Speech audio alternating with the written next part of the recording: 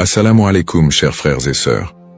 Dans la vie d'un croyant, il est essentiel de rester vigilant face aux signes envoyés par Allah. En tant que musulmans, nous cherchons toujours à vivre selon ses enseignements et à éviter tout ce qui pourrait susciter son mécontentement. Cependant, il arrive que nous nous éloignions sans même nous en rendre compte, et cela peut provoquer la colère divine.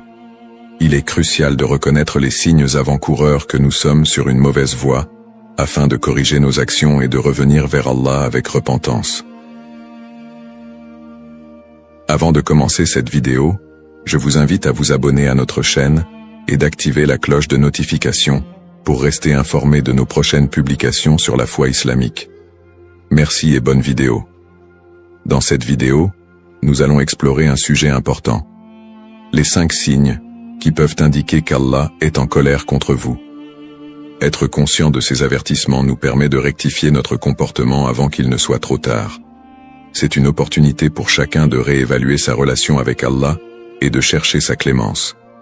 Ces signes peuvent se manifester dans votre vie quotidienne, à travers vos prières, votre comportement ou encore vos relations avec autrui. Nous allons donc aborder en détail ces 5 signes afin que vous puissiez mieux comprendre ce qui pourrait déplaire à Allah et comment y remédier. Soyez attentifs à ces indices pour rester sur le droit chemin et recevoir sa miséricorde. Alors, restez avec moi jusqu'à la fin pour découvrir cela. Si vous avez des questions ou des commentaires en cours de route, n'hésitez pas à les laisser en bas. J'apprécie beaucoup vos retours. Allons-y. Dans la théologie islamique, la colère d'Allah est un concept qui, bien qu'il soit mentionné dans le Coran et les hadiths, est souvent mal compris. Contrairement aux émotions humaines, la colère d'Allah n'est pas une réaction impulsive ou émotionnelle, mais plutôt une réponse divine à l'injustice, au péché et à la désobéissance persistante. Elle découle de sa sagesse et de sa justice parfaite. Allah est Al-Adl, le juste, et Ar-Rahman, le tout miséricordieux. Mais lorsque les limites fixées par lui sont violées sans repentir, cela peut entraîner sa colère. Dans le Coran, Allah avertit à plusieurs reprises les croyants et les non-croyants des conséquences de la désobéissance et de l'oubli de sa guidance. Par exemple, dans la sourate Al-Fatiha, nous demandons chaque jour de ne pas être parmi ceux qui ont encouru sa colère. Le chemin de ceux que tu as comblés de faveur, non pas de ceux qui ont encouru ta colère, ni des égarés. Coran 1:7. Ce verset met en lumière l'existence de ceux qui, par leur comportement, attirent la colère d'Allah sur eux. De nombreux hadiths du prophète Mohammed, paix et salut sur lui, mettent également en garde contre les actions qui entraînent la colère d'Allah. Dans un hadith rapporté par Al-Bukhari, le prophète, PSL, a dit « Allah est courroucé contre celui qui persiste dans la désobéissance et ne cherche pas le pardon. » Cela montre clairement que la colère divine est liée à l'absence de repentir, à l'arrogance et à la négligence des obligations religieuses. Cependant, il est important de souligner que la colère d'Allah n'est jamais arbitraire. Allah est toujours prêt à pardonner et à accueillir ceux qui reviennent vers lui avec sincérité. Dans la sourate Az-Zumar, Allah dit « Dis, ô mes serviteurs qui avez commis des excès à votre propre détriment, ne désespérez pas de la miséricorde d'Allah, car Allah pardonne tous les péchés. Il est certes le pardonneur, le très miséricordieux. » Coran 39:53. Ainsi, même si un croyant sent qu'il a peut-être encouru la colère d'Allah, il est toujours possible de se repentir et de retrouver sa miséricorde. La conscience spirituelle, ou taqwa, est essentielle pour éviter la colère d'Allah. La taqwa consiste à être constamment conscient de la présence d'Allah, à éviter ce qu'il a interdit et à accomplir ce qu'il a ordonné. Le prophète, PSL, a décrit la taqwa comme étant ici, en pointant son cœur. Cela montre que la piété ne réside pas seulement dans les actions extérieures, mais aussi dans l'état intérieur du croyant. Un cœur pur, humble et repentant est à l'abri de la colère d'Allah. En conclusion, la colère d'Allah, bien qu'elle soit un concept puissant et effrayant, est un rappel pour nous inciter à rectifier nos comportements et à revenir à lui. Le Coran et les hadiths nous offrent de nombreux exemples des conséquences de la désobéissance, mais aussi des opportunités de repentir. la conscience spirituelle, la prière sincère et la recherche du pardon divin sont les clés pour éviter d'attirer la colère d'Allah et pour rester sur le chemin de sa miséricorde. Signe 1.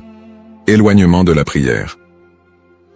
Le premier signe avant-coureur indiquant qu'Allah est en colère contre une personne est l'éloignement de la prière, un acte fondamental dans la vie du musulman.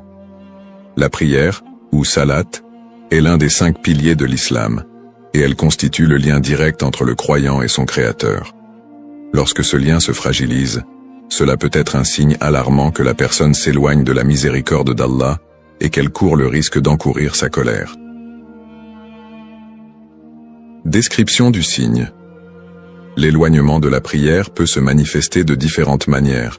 Négliger les prières obligatoires, prier en retard sans raison valable, ou accomplir la prière de manière mécanique, sans concentration ni sincérité.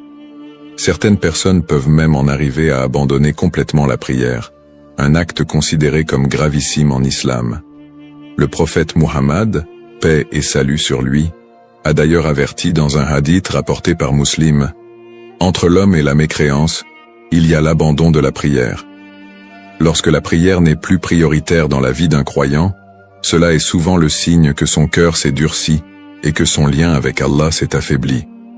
Cet éloignement peut conduire à d'autres péchés, car sans ce rappel constant de la soumission à Allah, l'âme devient plus vulnérable aux tentations et aux influences négatives.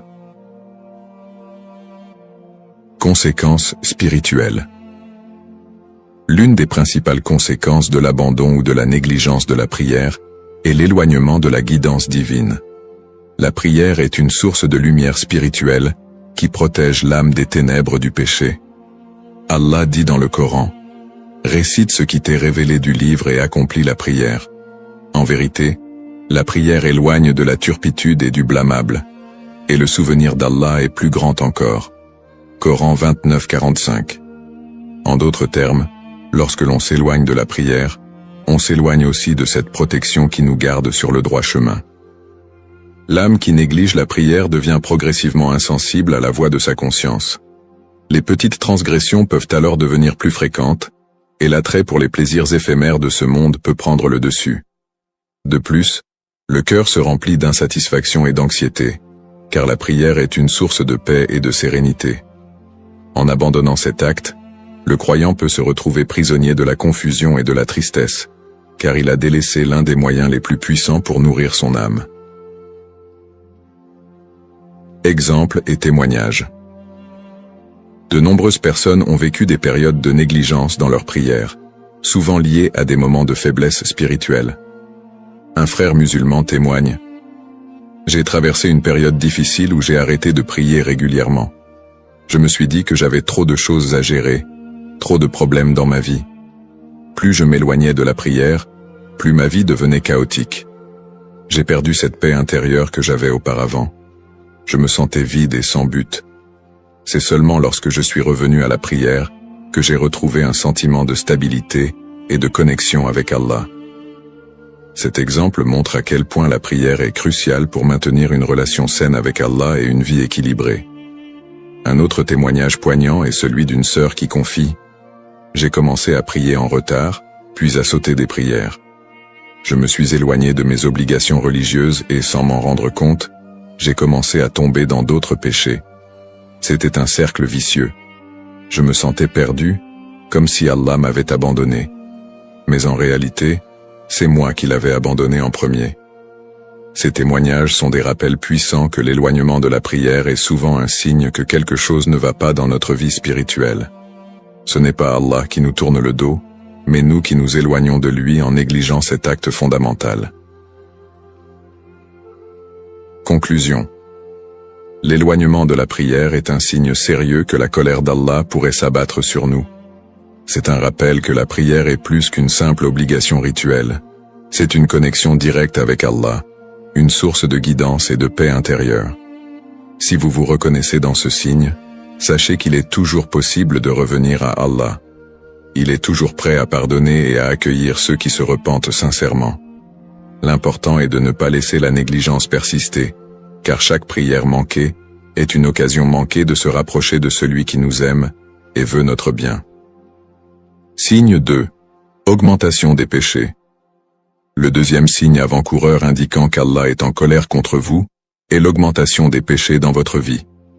En islam, les péchés, qu'ils soient mineurs ou majeurs, sont des obstacles qui éloignent le croyant de la miséricorde divine. Lorsqu'un individu commence à s'enliser dans les péchés sans regret ni effort pour se repentir, cela peut être un signe que la colère d'Allah se manifeste.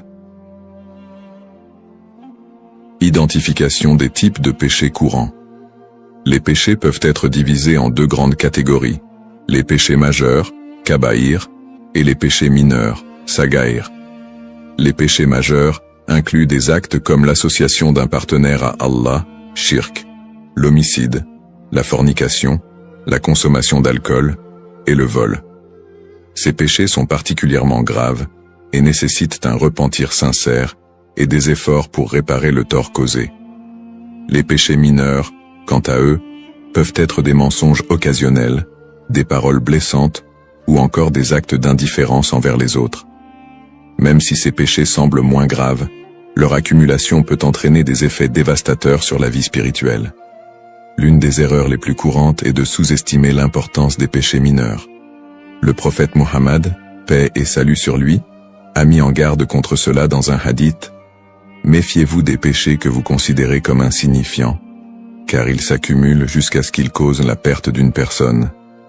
Cette accumulation de petits péchés, sans repentance, peut devenir un signe que l'individu s'éloigne de la miséricorde divine et qu'Allah peut être mécontent de lui. Effet sur la vie quotidienne et spirituelle. L'augmentation des péchés a des répercussions directes, non seulement sur la relation du croyant avec Allah, mais aussi sur sa vie quotidienne. Spirituellement, chaque péché obscurcit le cœur et éloigne le croyant de la lumière de la guidance divine. Allah dit dans le Coran, « Quiconque fait un mal, son cœur en sera noirci. » Coran 83-14. Le péché crée un voile entre le croyant et Allah, rendant plus difficile la recherche de la guidance, la concentration dans la prière et la satisfaction spirituelle. De plus, les péchés entraînent souvent des conséquences sur la qualité de la vie quotidienne. Une personne qui se plonge dans les péchés peut commencer à ressentir un sentiment de culpabilité, de honte ou de vide intérieur. Ce vide peut se traduire par un manque de satisfaction, de joie et de paix dans la vie. Des conflits familiaux, des difficultés financières ou des problèmes de santé peuvent également être des manifestations indirectes des péchés, bien qu'il ne faille pas interpréter chaque difficulté de la vie comme une punition divine. Le prophète, PSL, a également averti que l'augmentation des péchés pouvait entraîner le retrait de bénédiction dans la vie d'une personne. Il a dit, « Un homme est privé de subsistance en raison des péchés qu'il commet. » Ainsi, les péchés peuvent avoir un impact non seulement sur la dimension spirituelle, mais aussi sur la vie matérielle du croyant. Conseil pour se repentir et revenir sur le droit chemin. Il est important de se rappeler qu'en islam, aucun péché n'est trop grand pour être pardonné par Allah tant que le repentir est sincère. Allah dit dans le Coran, « Dis, ô mes serviteurs qui avez commis des excès à votre propre détriment, ne désespérez pas de la miséricorde d'Allah, car Allah pardonne tous les péchés. Il est certes le pardonneur, le très miséricordieux. » Coran 39-53. Ce verset est un rappel réconfortant que, même si une personne a accumulé des péchés, elle peut toujours retrouver la miséricorde d'Allah en se repentant sincèrement. Le processus de repentance, Tawbah, comporte plusieurs étapes. Tout d'abord, il faut ressentir un profond regret pour les péchés commis. Ensuite, il est nécessaire de demander pardon à Allah avec sincérité, tout en prenant la ferme résolution de ne plus recommencer ses péchés à l'avenir. Le prophète, PSL, a dit, « Celui qui se repent d'un péché est comme celui qui n'a jamais péché. » Une autre action qui aide à effacer les péchés est d'accomplir de bonnes actions, car elles servent à purifier le cœur et à compenser les mauvaises actions. Allah dit dans le Coran, « Les bonnes actions dissipent les mauvaises. » Coran 11-114. Les actes tels que l'aumône, sadaka, le dhikr, rappel d'Allah, ou l'aide aux autres sont des moyens puissants pour expier les péchés. Enfin, il est important d'adopter une attitude de vigilance constante face aux tentations. La taqwa, ou la conscience d'Allah, joue un rôle crucial pour éviter les péchés. En étant constamment conscient que nous sommes sous le regard d'Allah, il devient plus facile de résister aux tentations et de choisir le bien.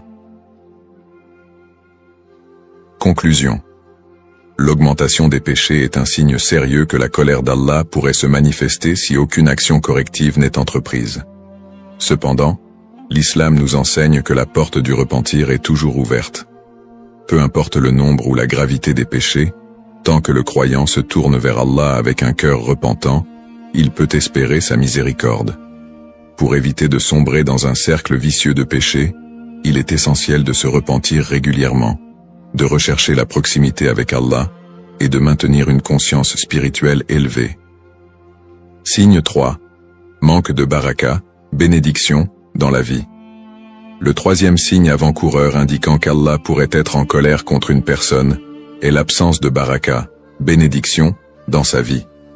La baraka est une bénédiction spéciale qu'Allah accorde à ses serviteurs, une force spirituelle qui apporte prospérité, abondance et harmonie dans tous les aspects de la vie. Lorsque la baraka commence à diminuer ou à disparaître, cela peut être le signe d'un éloignement de la miséricorde divine et un appel à réévaluer son comportement spirituel. Qu'est-ce que la baraka? La baraka est une bénédiction invisible qui rend une petite quantité suffisante et une grande quantité encore plus abondante. C'est un don spirituel qui donne de la richesse à une vie simple, de la tranquillité au cœur et du succès aux actions entreprises.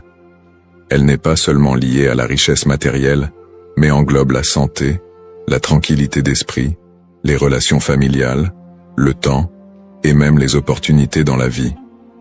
Un proverbe populaire en islam dit « Quand la baraka est présente, tout devient suffisant, et quand elle est absente, même l'abondance devient insuffisante. » La baraka est un don divin, et elle peut être perçue comme la manifestation de la satisfaction d'Allah envers son serviteur. Lorsqu'une personne est en harmonie avec ses responsabilités spirituelles et sociales, elle bénéficie de cette baraka qui rend sa vie paisible et épanouie. Toutefois, si cette bénédiction commence à se dissiper, cela peut indiquer un manque de sincérité dans l'adoration, des péchés non expiés, ou un éloignement général d'Allah. Exemple concret de situation sans baraka. Les signes d'une vie sans baraka se manifestent de nombreuses manières. Par exemple, une personne peut avoir l'impression de ne jamais avoir assez de temps pour accomplir ce qu'elle doit faire. Malgré tous ses efforts, elle semble toujours courir après le temps et ne parvient jamais à gérer ses tâches efficacement. Ce manque de productivité, malgré les heures passées à travailler, peut être un signe de l'absence de baraka dans le temps. Un autre exemple courant est la sensation que l'argent ne dure jamais longtemps. Une personne peut avoir un revenu élevé, mais constate que ses dépenses semblent toujours absorber son salaire rapidement, sans jamais avoir assez pour économiser ou subvenir pleinement à ses besoins. Malgré ses efforts pour gérer ses finances, il y a une fuite constante d'argent. Ce phénomène peut être un signe de l'absence de baraka dans la richesse. La baraka peut également être absente dans les relations.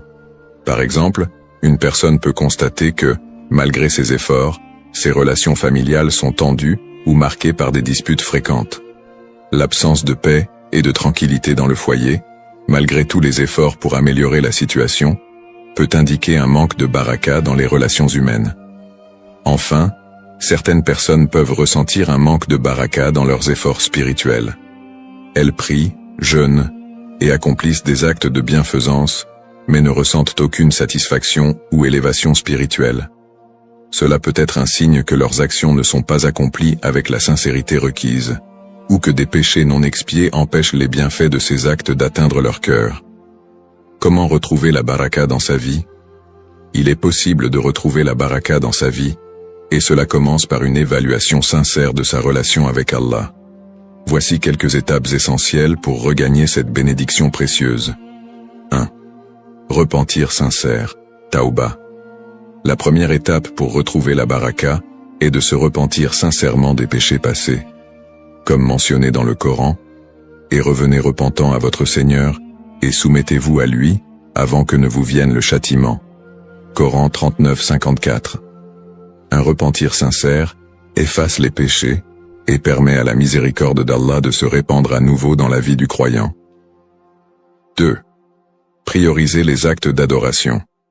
La baraka est intimement liée à la manière dont une personne accomplit ses actes d'adoration. Les 5 prières quotidiennes doivent être effectuées à temps, avec concentration et dévotion. Allah a promis d'accorder la baraka à ceux qui l'invoquent fréquemment et lui consacrent du temps. Le prophète, PSL, a dit « La prière est la clé de la baraka ». 3. Entretenir de bonnes relations familiales. Le prophète Muhammad, PSL, a enseigné que la bonté envers les parents et le maintien de bonnes relations avec la famille sont des sources importantes de baraka. En islam, la baraka est directement liée aux bonnes actions sociales et à l'harmonie dans les relations interpersonnelles. Si les relations familiales sont tendues, il est essentiel de travailler à la réconciliation et au pardon. 4. Faire preuve de gratitude. Allah dit dans le Coran, « Si vous êtes reconnaissant, je vous accorderai certainement plus. » Coran 14-7. La gratitude est un moyen puissant d'attirer la baraka dans la vie. En étant reconnaissant pour ce que l'on a, même si cela semble peu, Allah augmente ses bienfaits. Le simple fait de dire « Alhamdulillah », louange à Allah, dans toutes les situations, ouvre la porte à plus de bénédictions. 5. Partage et charité. L'aumône, sadaka, est un autre moyen de restaurer la baraka. En aidant les autres, surtout ceux qui sont dans le besoin, Allah accorde davantage de bénédictions en retour. Le prophète, PSL, a dit « L'aumône n'a jamais diminué la richesse de personne. Donner pour la cause d'Allah, que ce soit du temps, des biens ou des compétences, est une manière puissante d'attirer la baraka dans sa propre vie. » Conclusion. Le manque de baraka dans la vie est un signe sérieux qu'il est temps de se rapprocher d'Allah et de réévaluer son comportement. La baraka est une bénédiction divine qui enrichit chaque aspect de la vie du croyant, et sa disparition peut être un indicateur que des ajustements spirituels sont nécessaires. Cependant, en revenant à Allah avec sincérité, en accomplissant de bonnes actions et en maintenant une gratitude constante, il est possible de retrouver la baraka et de voir à nouveau des bénédictions dans chaque aspect de la vie. Signe 4. Conflits et tensions dans les relations. Le 4e signe avant-coureur indiquant qu'Allah pourrait être en colère contre vous est la multiplication des conflits et des tensions dans vos relations humaines.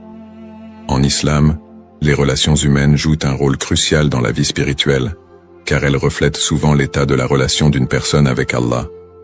Les tensions répétées, les malentendus fréquents et les conflits non résolus peuvent être un signe que l'harmonie divine a été perturbée.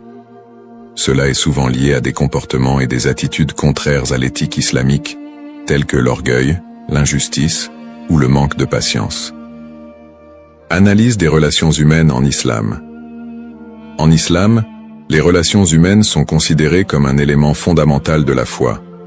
Le prophète Muhammad, paix et salut sur lui, a souvent insisté sur l'importance de bien traiter les autres, que ce soit les membres de la famille, les amis, les voisins, ou même les étrangers.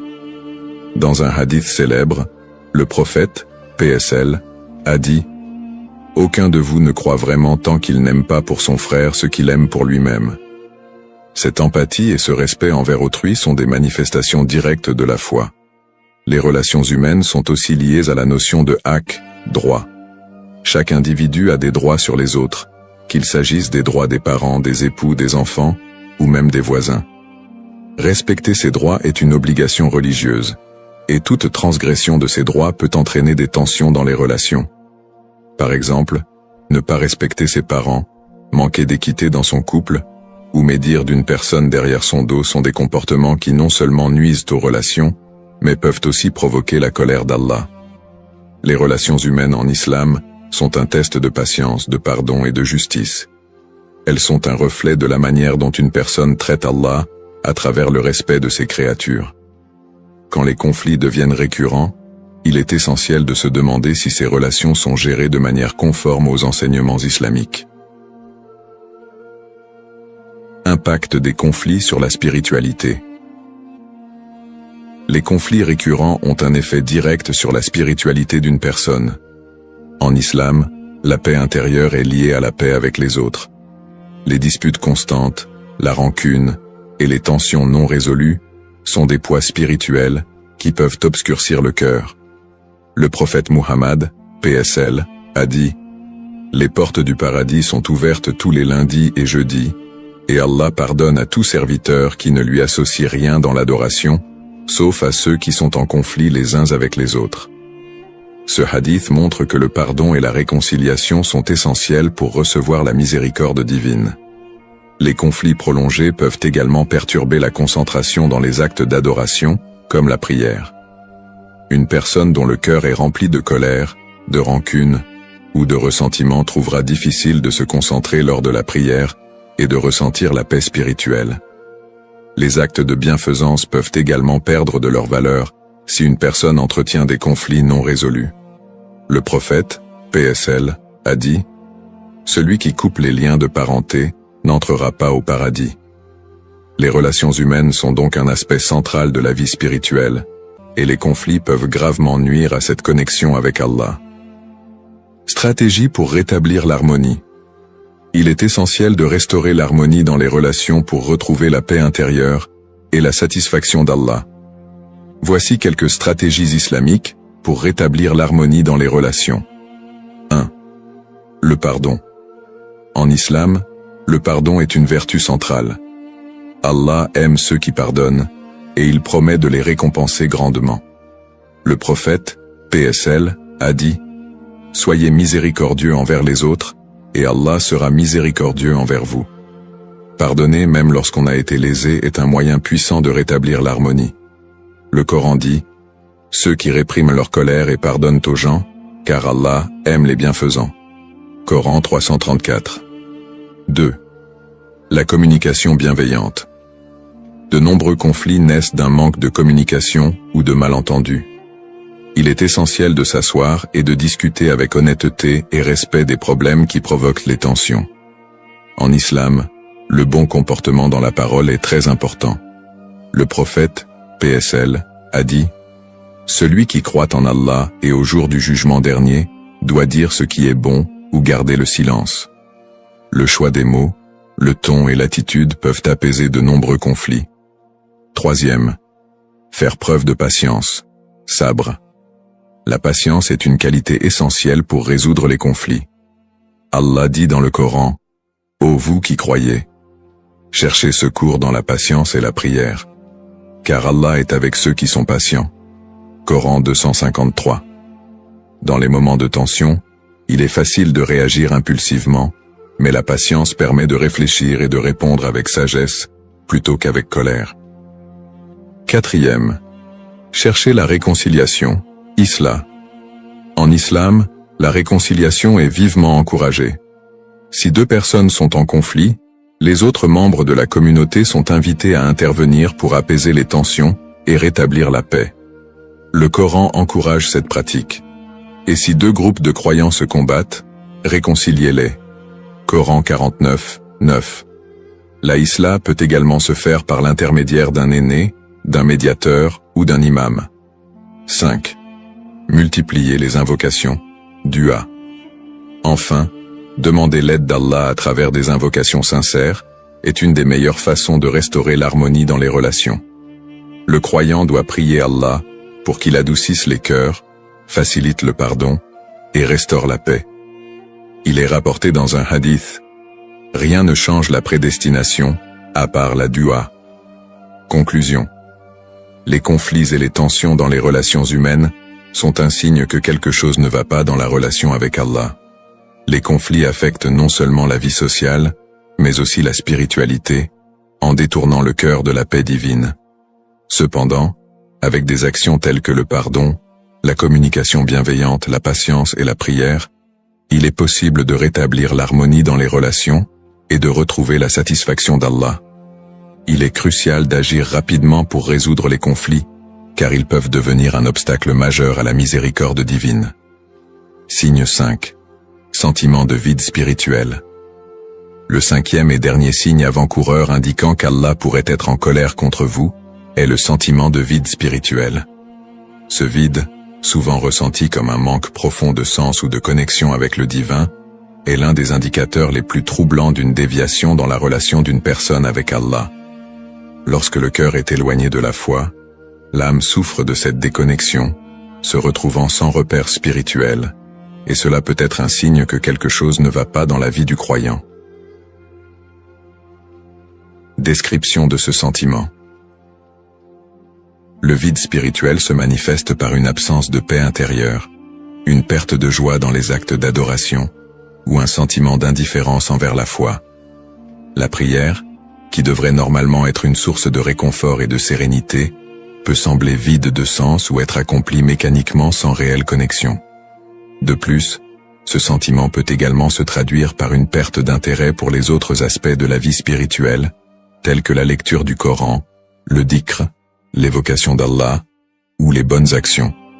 La personne peut se sentir déprimée, anxieuse, ou même désorientée, sans savoir exactement ce qui lui manque.